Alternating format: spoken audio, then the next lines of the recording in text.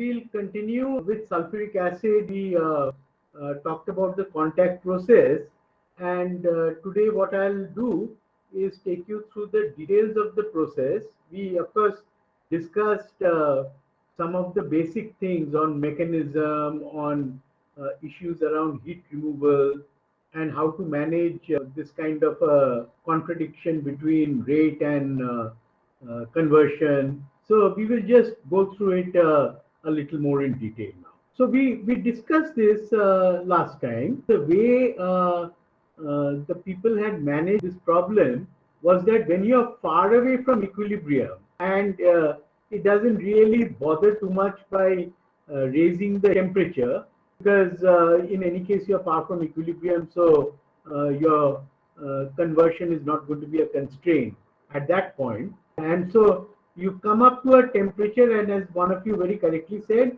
maintain a temperature less than the degradation temperature of the catalyst. That's very important. And then remove the heat, and then again pass it through another catalyst bed. Again there will be some conversion, remove the heat, again repeat this. And at this point, after the third bed, what one does is that we will see, I mean, earlier days, you know, I mean, one just basically did the another bed, and you would have got about, say, 96-97% conversion. People were happy with that. But then around 1963, so we are talking about a good 50 years after the contact process was commercialized by BASF, that another great company, Bayer, they are the ones who proposed that why not remove the product before passing it through a final bed of catalyst. That then became known as the double contact, double absorption process, because you are contacting the catalyst twice. Actually, you are contacting it 4 times because each time is going through a bed, you know. But all the first 3 before the absorption is treated as one contact, and then one does absorption and again passes it through the 4th bed. And obviously when one does absorption, the SO3 has got removed, so you can push now the equilibrium to the right again because of that. And you can see 50 years, so it's a long time. Now what this did is that it enabled the conversion to be increased from something like 97-98% to close to quantitative. So the combination of gradually moving down in temperature, just so that you can reach the thermodynamic limits around 400-420 degrees, plus the stripping off of the SO3 were the 2 things which really led to a dramatic improvement. Now you can imagine that when you are producing something like 250-300 million tons, and if you say that I'm going to let go of 2% of SO2, that's a huge quantity. Obviously that would be quite calamitous for the environment. While it looks like a high number, really one ought to try and strive towards 100% conversion. That's really the best way the best industrial processes work. So bear that in mind, that 98% is not good enough, you know, for the sulfuric acid process. And today, I don't think there is any plant in the world which would not be practicing the double contact, double absorption. So I'm sure that many people would have licensed the technology from Bayer, you know, besides, of course, what they would have licensed from BASF initially, and they would have moved on and obviously made for a much cleaner process. As you can see, the main motivation was the SOx emission, you know, that could be cut down drastically, you know, because of this intervention. Now, another thing which is very important for you to look at is that everything that I would be telling you is nothing out of the ordinary. All of you actually know this. You know how Le Chatelier's principle affects the conversion, etc.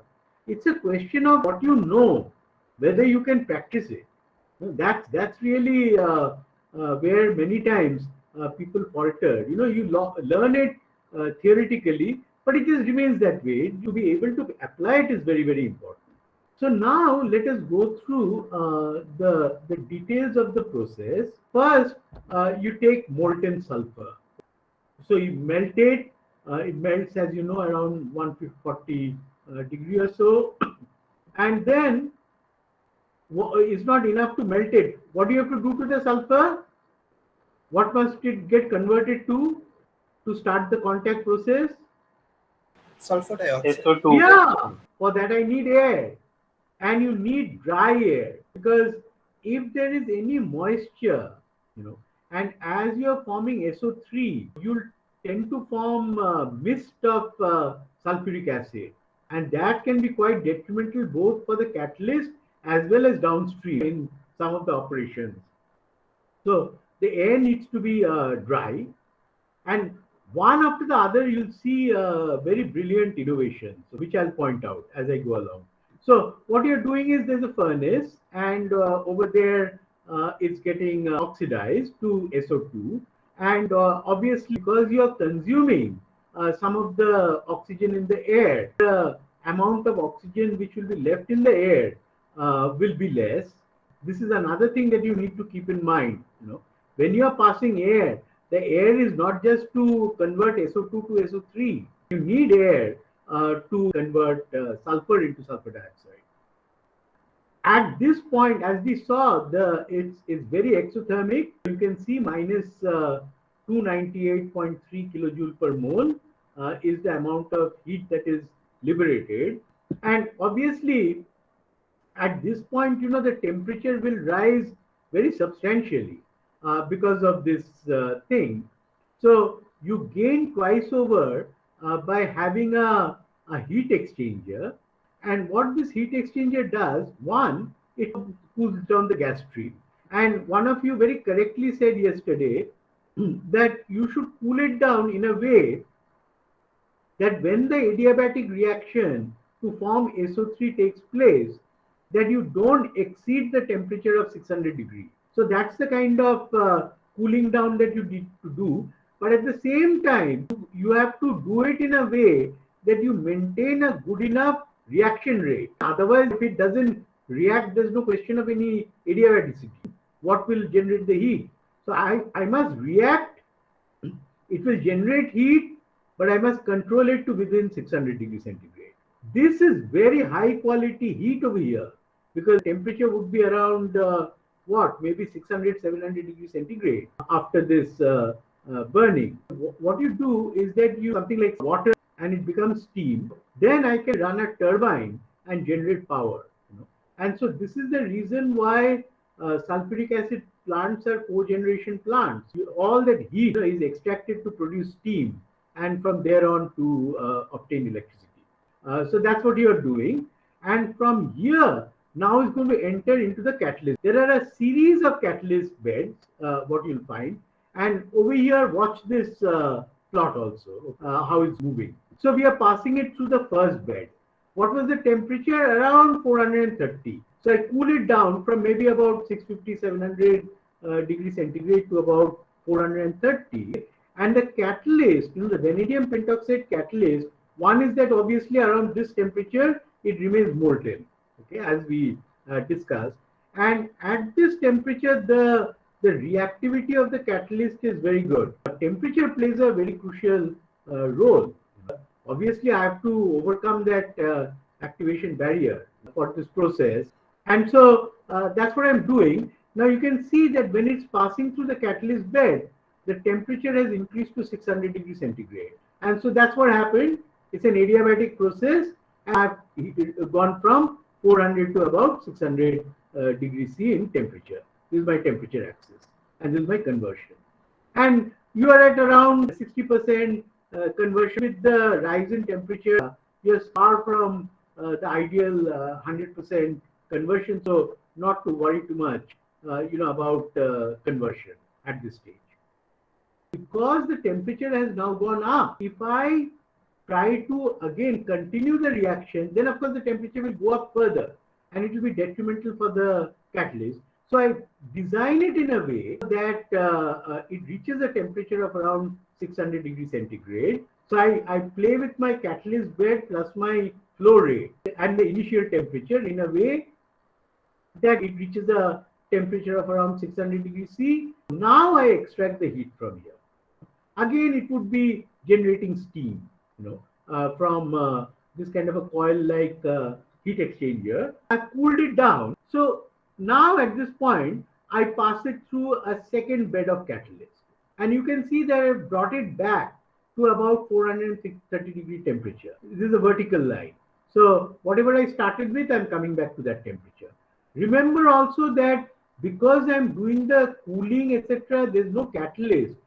There is no way in which the SO3 can revert to again SO2 and O2. That only occurs in the presence of a catalyst. The reverse reaction doesn't take place on its own. So whenever you're doing this, keep this in mind, and that's why this line is a horizontal line. There is no effect on the conversion. Conversion doesn't increase or decrease. When I do this, then I now again play the same game. I take it out, okay, but now I take it not through this thing that is generating steam, but I take it through a shell and tube heat exchanger. What it is that a hot stream will become cold and a cold stream will become hot. That's really what you do. So they are doing a heat exchange between them, and we will see what is the cold stream that you're heating up. Hot stream that you're cooling down, we have already discussed. It is this. Now, what happens also, note that now from 430 it went to 500 degrees C. It didn't go to 600 degrees C. Can someone tell me why? So maximum conversion of SO2 to SO3 at that, the mole fraction of SO3 was higher at that temperature, and the mole fraction. So optimum conditions. Yeah, I think you have more or less said that. You see, I mean, the rate is of course proportional to concentration, okay? And so you have already converted 60% in the first bed. There's only 40% left. I can't get another 60%. I mean, then I'll exceed 100%. Okay? So obviously the rate will drop, and the heat that is liberated will depend on how much is converting. So naturally now I will reach a lower temperature. Is that clear to everyone? Yes, excuse me, sir. Yeah? Yes, sir. So please could you explain it once again? Yeah, what I'm saying is, you see, in the first bed, I'm starting with 100% SO2, 0% SO3, and I'm reaching a conversion of, let's say, around 60%. There is only 40% of the SO2 left. And remember also that the oxygen has come down because some of it has got consumed in reacting in the first bed. So as I'm going down, my SO2 concentration is going down, my O2 concentration is going down. And so what is my rate? My rate is equal to a rate constant multiplied by the concentrations of the streams. So as my concentration of the reactants are going down, my rate of the reaction is going down, and the heat that I liberate, which gives the rise in temperature, is proportional to the rate of the reaction. Is that clear? Yes, sir. Thank you, sir. Okay. So there is another cooling, and again you can see they have gone back to 430 over here. Again, I'm passing it through. Now remember, now is the time when you are getting into diminishing returns. Over here, you have already got about 82% or thereabouts of conversion. So it's only the residual conversion that you have to do. And increasingly, the amount of heat that is liberated will go down. And also, because of what I told you, the concentration is going down, I'll have to probably increase the length of my catalyst bed. And also, I might have to, nobody tells you this, it may not exactly be the same catalyst, over here, here, and here. You may actually have these kinds of catalysts where these catalysts perhaps give you a higher rate of reaction at a somewhat lower temperature. So there could be certain subtleties in the in the catalyst. It may not be identical for all the beds. So now I've got a temperature of 450. By this time, I've probably reached a conversion of around what? About 92, 93%. You can see that the thickness of these beds is shown more. So obviously, I'm increasing the residence time of these reactions. That's effectively what it's telling you. At this point, what you're doing is that now you're not straight away going to pass it into the fourth bed after cooling. You are going to actually do the thing that Bayer had taught us, which is that I will do a first absorption of my SO3. So this is actually going to go into a reactor where the SO3 is going to get mopped up. Suppose, let's say I have to pass it through sulfuric acid to mop up the SO3. Naturally, if I'm going to pass gases at 450 degrees centigrade, there will be a problem because my absorption medium, my sulfuric acid, might start boiling at that temperature. So I have to cool it down. So I have another heat exchanger here where again I'm cooling this blue stream and I'm going to heat up this stream. We have not come to what this is. And then again further, after I've done that, then I take it through another coil-like heat exchanger where maybe, what you'll do is that you'll start generating low pressure steam or boiling water. And that might be the ones which you'll feed here so that you will get high temperature steam. Okay. So that's the clever heat integration that you will do. This value is in error. It should have been minus 197. Just make a note of it. So now you have cooled this intermediate stream sufficiently, and now you're going to pass it from the bottom of this absorber, and from the top you're going to pass sulfuric acid. Now the reason is I've got so much of SO3. If I try to pass water through it, there will be an enormous rise in the temperature. It can become explosive. So what people do is that I take a reasonably concentrated acid and I make it more concentrated. And by that way, I can actually manage the exothermicity better. So it becomes a more manageable system. And that's the reason why you pass this 95 to 97% acid and not water to this. It would be highly exothermic if we did that. What is happening? The SO3 is going up, this stuff is going down, and the SO3 is getting absorbed in my sulfuric acid, and the sulfuric acid that is coming down, the liquid stream, now has a higher concentration, 98 to 99%. That's happened because it has taken up the SO3. What will be left after the SO3 is taken up from the gas stream? Sir, SO2 and O2. Right. The unreacted SO2 and the obviously the nitrogen and oxygen is not going to dissolve in the sulfuric acid. So whatever there is, that stuff will come out into the gas phase, and my SO3 will go into my sulfuric acid. Don't forget that SO2 will give me sulfurous acid. It's a weak acid. So in presence of sulfuric acid, what will happen is that the SO2 will just come out as SO2. So that's effectively what's going to happen. So now that remaining gas stream, which is now free of my SO3, that is now what? It will be relatively cold because this sulfuric acid would have been reasonably cold. This stuff has been cooled down. The exothermicity is well controlled because you're not really passing it into water. You're passing it into sulfuric acid. And so this stuff is not very hot. And what do I want to do with it? I want to pass it through my fourth bed. I want to pass it through the catalyst bed once again. So now I need to heat this up. So what is the best way to do it?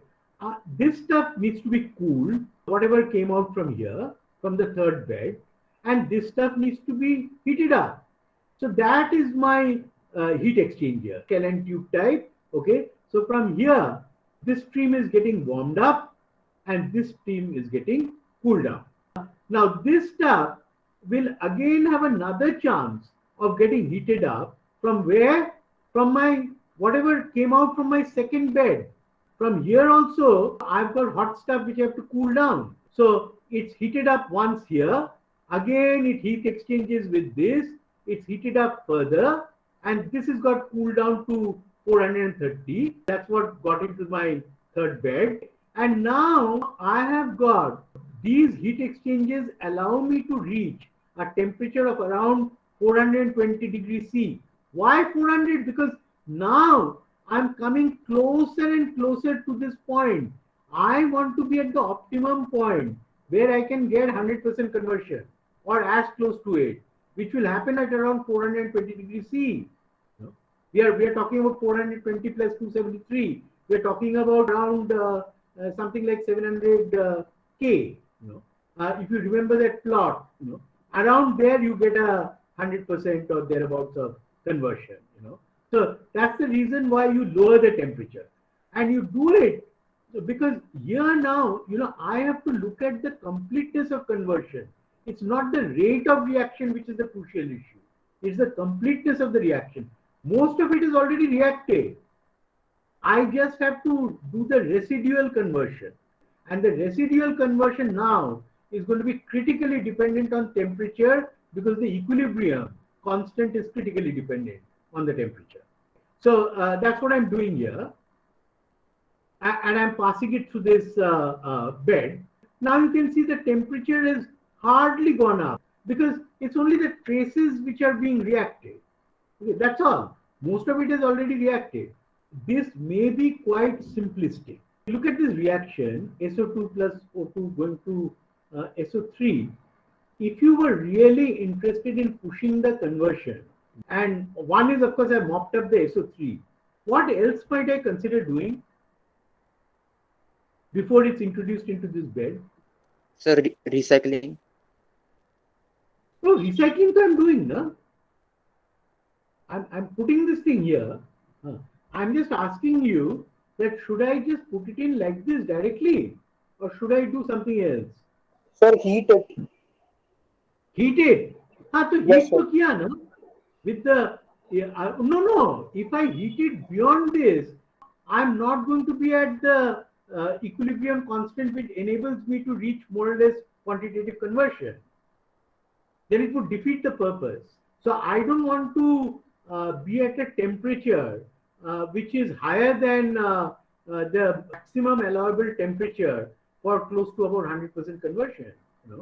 I don't want to be higher than that because then I will again not be able to reach that conversion. So I don't want to heat it beyond this. But I'm asking you, is there any other thing that I might do? I mean, if it was technically feasible to do it. And also consider the fact that my SO2 and my O2 have become very lean. Add air.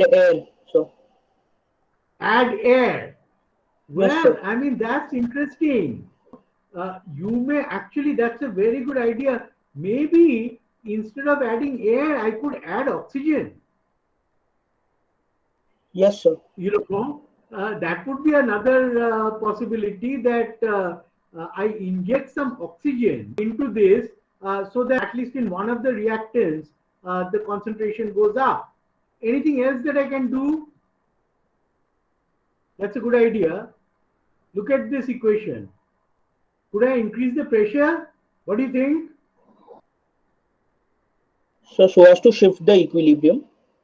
Right, to the right. I have Yes, got more number of moles to the left, okay, than in the right.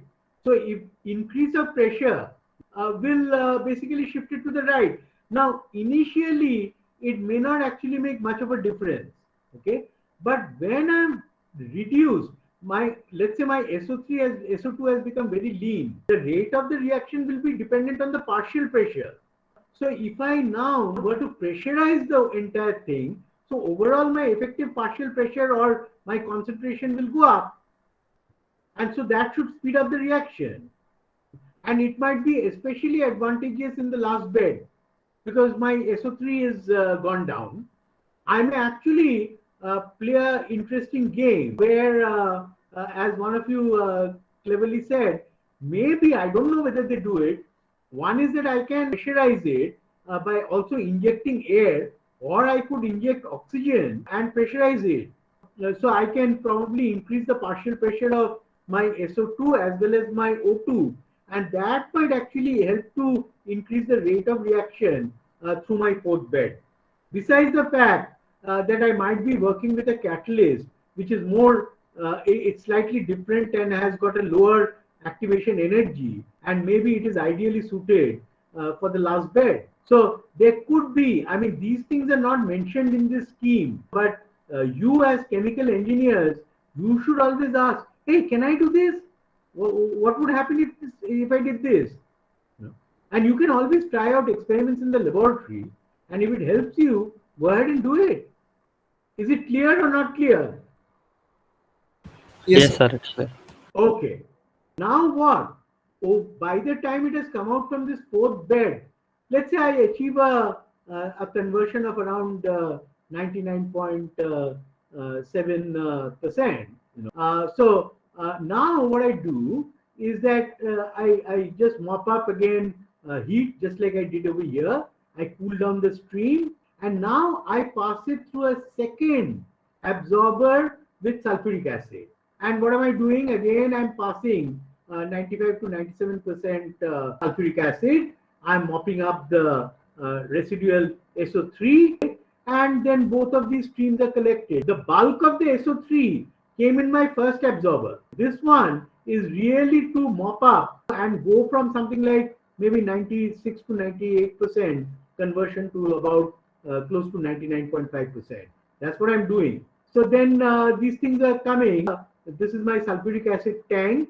What is very interesting is, you know, the way in which concentrated sulfuric acid is produced is that when I'm actually passing SO3 to it, what will sulfuric acid get converted into?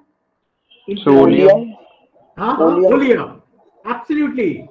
And what is oleum? Oleum is basically H2SO4 plus SO3. So I can say H2S2O7. That is my oleum. The beautiful thing that they do is that they make oleum and then they dilute oleum with water to make concentrated sulfuric acid. Or if you want to use oleum, because as we said, many of the organic reactions, etc., take place with oleum, not with concentrated sulfuric acid. So oleum that way is a more versatile stream. I can use it as oleum, or I can dilute it with water and convert it into sulfuric acid. That's what I'm doing. Finally, you're making 98% acid, which effectively means that I've diluted with some water, to break up the oleum into sulfuric acid. Over here, remember, I have to do several things. I have to first blow air. That is my air which will go into this thing. I have air going through, and what I do is I have a burner. So the air that I pass through will be hot air, which I'm taking through. Let me ask you, I have got air which is being blown into this, and here we have put dry air. So how would you dry air? What would be the best way to dry air? So use a hygroscopic substance. Like what? Sir, CaCl2 or sulfuric acid. If you had to choose between the two? So sulfuric acid, sir. Brilliant. Because, you see, don't forget, I'm producing sulfuric acid in this plant. Unless it is absolutely necessary, never introduce a third entity. It's not required. Sulfuric acid itself is a great drying agent. So that's what they're doing. You can see how smart it is. They take this sulfuric acid, and because it is like oleum, so its affinity for moisture will be very high. The water activity is extremely low at that point because there's virtually no water. So when I'm passing through, any moisture from the air naturally will get sucked into the oleum. So that's what I'm doing. I'm doing a counter current again. I'm pumping this sulfuric acid, oleum almost, through this is coming down, and my air is going from here, is being bubbled up, and so whatever moisture is there, it is being taken up by the sulfuric acid, the oleum. And because it's taken up moisture, so its concentration will go down a bit. It's coming into another tank over here. And what I'm doing is that at this point, I'm adding water to make the concentration something of the range of 95 to 97%. So from 98 to 99%, I'm making it this so that I can pass it through. Now, what am I effectively doing? A part of the stuff, that is my product, it is going, and part of it is going to get recycled.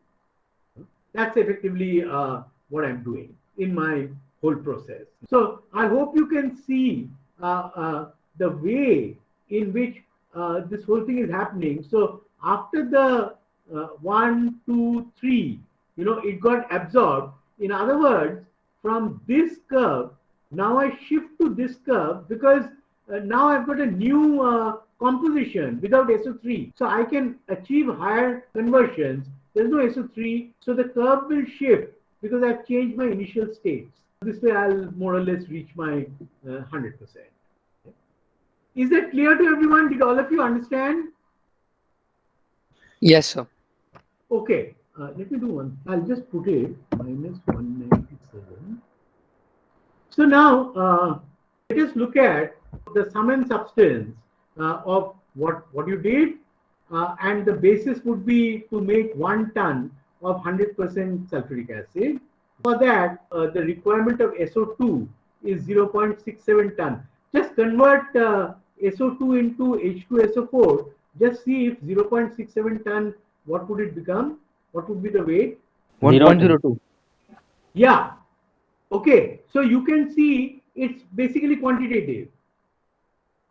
All right.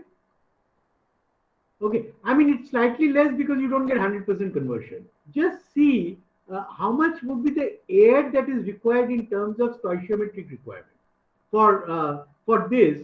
And this is the actual air that is required in normal meter cube. That is at standard temperature and pressure. Okay, this is the volume of air. So I'll just put estimate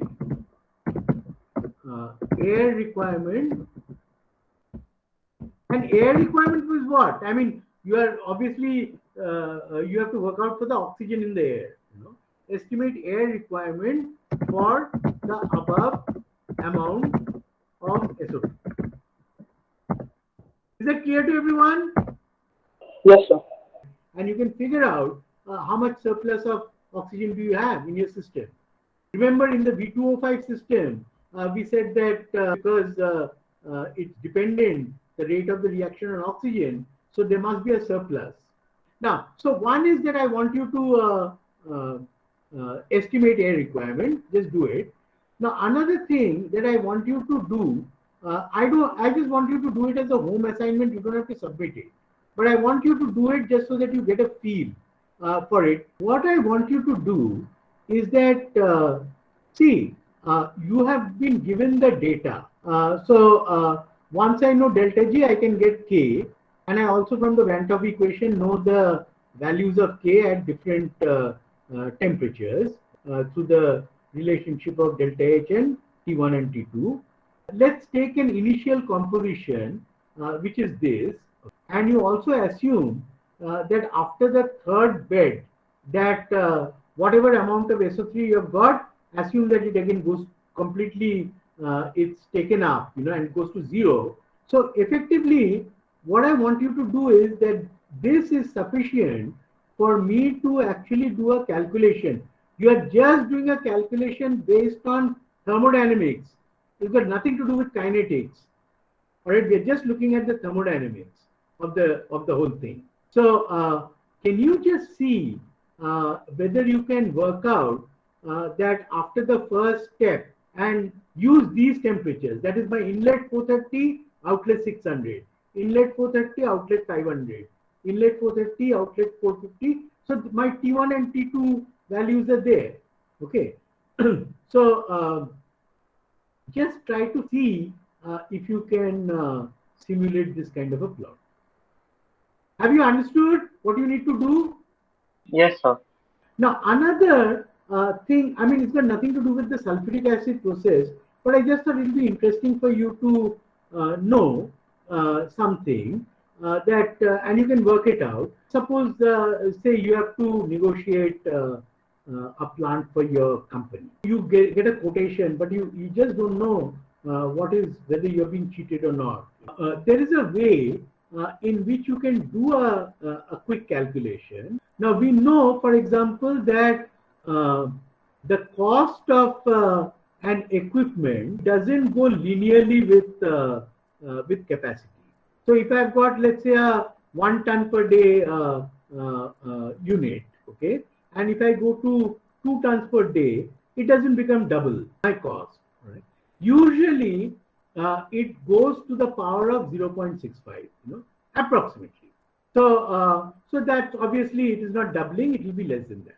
The second thing is that suppose there is a plant that has been put up, let's say 10 years back, or 30 years back, and today you want to put up a plant. Right? Obviously, the plant cost is not the same, just as our salaries, etc. Nothing has remained the same. Your cost of rice, your cost of dal, nothing is the same today as it was then. That's inflation. So there is also a chemical engineering cost index. Over here, I've given you the chemical engineering index for 1971. May not be relevant actually, but anyway. And say today, 2020, I just dug this out. It's about 596.2. By this token, it seems that costs have increased only 4.5 times from 1971 to 2020, which seems hard to imagine. Almost impossible, because everything else has become so much costlier. But anyway, but you assume, I mean, you're just doing a calculation, so don't worry about it. So there are two things which you need to know. One is that the cost of my plant in rupees is equal to, there is a constant A, multiplied by the size of my plant in tons per day to the power 0.65. Okay? Actually, this is to the power n, and n can vary, but I've just, to simplify it, I've kept it at 0.65. That's one equation. And the second equation is that the present cost of a plant is equal to the original cost of the plant, in case that data is there, multiplied by the present chemical engineering index, okay, CE, okay, divided by the past chemical engineering index, C. So, so basically, like let's say in 1971, my CE value is given as 130, and the cost of the plant is given as 53.5 million rupees, and the plant capacity was 500 TPD. Now, today I want to set up a plant for 1000 TPD, for which the C value is given. So just figure out what will be the cost of the plant today. Okay. Is it clear to everyone what you have to do? All clear? Yes, sir. Yes, sir. Okay. I think time is up. On Monday, we will complete sulfuric acid and move on to the next topic. I'm going a bit slow, but that's all right. All of you have been getting all the lectures, etc. Yes, sir. Okay. Yes, sir. Okay. Okay. Then see you on Monday. Thank you, sir. All right? Thank you, sir. Okay. Thank you, sir.